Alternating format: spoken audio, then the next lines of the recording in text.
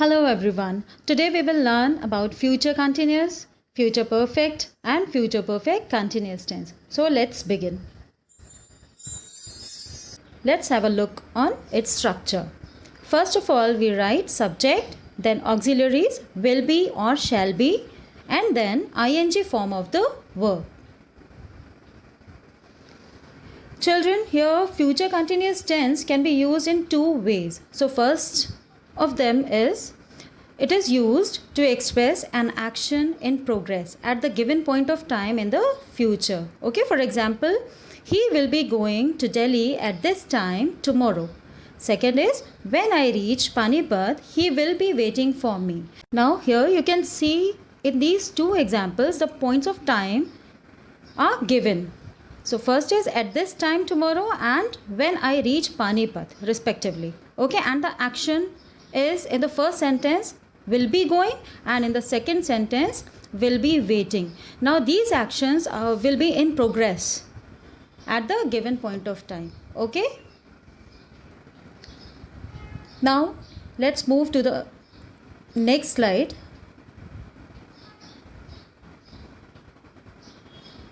Now second use of future continuous tense is to express definitive action in the future. Right? For example, I shall be seeing him tomorrow. And children, we can say the same thing using the present continuous tense also. The same sentence can be used like I am seeing him tomorrow. But here the action is more definitive. A few sentences I have given to you to practice it. So you can take a snapshot of it and then practice. Okay? First one I'll do for you. Here you have to fill in the blanks with future progressive tense like I dash my work at that time. So you need to fill the word I shall be doing my work at that time. Okay, so just do it. Again, now come to the next slide. Now, future perfect tense. The structure, first of all, we use subject, then again auxiliaries, two auxiliaries are there, will, shall and have, plus past participle form of the verb. Here children, past participle form of the verb is the third form of the verb. Okay, now come to the next slide. Here are some examples. First of all, let me tell you children that the future perfect is used to express an action that is expected to be completed by a certain time in the future. Okay? So for example, in half an hour, I shall have reached Delhi. Bali will have read this book by tomorrow evening. Harish will have done his work by the morning. The thief will have run away by the time the police reached there. Now children, you see that all actions are expected to be completed by a certain time in the future. How? Just take the first example. In half an hour, this is your certain time in the future because half an hour is not yet over. So here within half an hour, I shall have reached Delhi. So action is expected to be completed within half an hour. Okay, now you understood? Now let's move to the next slide.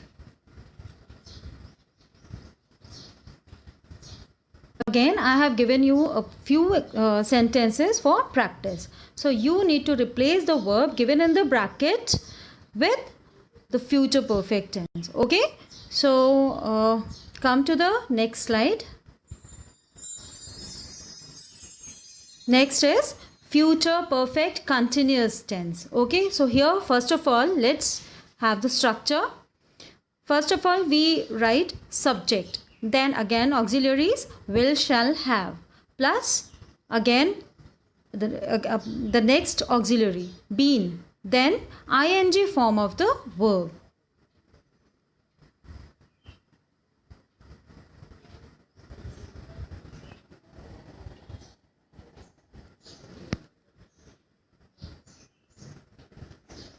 Okay children, let me tell you that the future perfect progressive tense or the future perfect continuous tense is used to express an action that will be in progress over a period of time, that will end at a point of time in future.